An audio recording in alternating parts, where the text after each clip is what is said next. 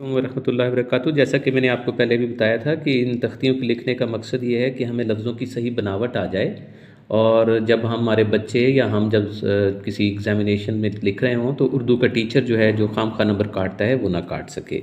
स्वाद तक हम शे की तख्ती लिख चुके हैं। इसके बाद हम तोय के ऊपर आते हैं। ये देखें, ये तोय की शक्ल। हेक जो है यहाँ पर ये शक्ल इख्तियार करेगा और उसके बाद फिर ये तोय आके मिलेगा।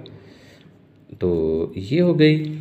एन के साथ देखिए ये इसी अंदाज में ये और ये इसकी ज़्यादा बेहतर शक्ल आई।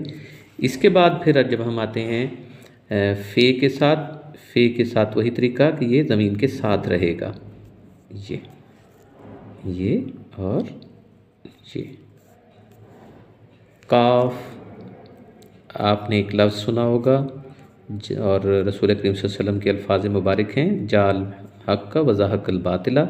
ज़ाहक का मतलब जाना, ये ज़ाहक। और इसके बाद फिर काफ के साथ आप एक उर्दू में अक्सर लफ्ज़ लिखते हैं, चीज़ें दहक रही हैं गर्मी से, आग से, तो ये दहकना, दहक। और गाफ इसी तरह ही लिखा जाएगा। लाम, हे के बारे में एक जनरल फार्मूला सुन लीजिए कि हे जो है ना, हर वो लफ्ज़ जो ऊपर की तरफ जा रहा होगा हरफ, उसके साथ ये वाली शक्ल इख्तियार करेगा। यहाँ पर आप देख लीजिएगा, बसूरत दीगर दूसरी शक्ल होगी।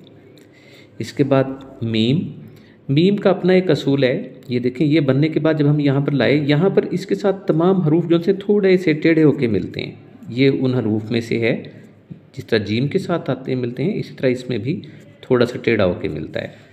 तो इसके बाद दहन लिखेंगे हम नून के साथ। फिर नून में ये गलती अक्सर होती है जो आप और हम करते हैं कि हम दहन यूँ लिख देते हैं।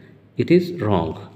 हे नून का असूल यही है कि ये इस तरह लिखा जाएगा और इसका मतलब हन बरसना, दौलत बरसना।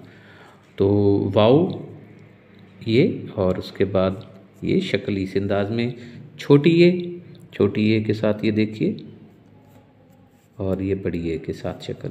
हमारी आज की तख्ती कंप्लीट हुई। आइंदा हम जारी रखेंगे अपने सिलसिले को। हमारे ग्रुप को ज्वाइन कीजिए, हमें एक पसंदीदा ऐसा लाइक दीजिए और हमें कमेंट्स दीजिए ताकि हम बेहतरी ला सकें। अस्सलाम वालेकुम व रहमतुल्लाहि व बरकातहू।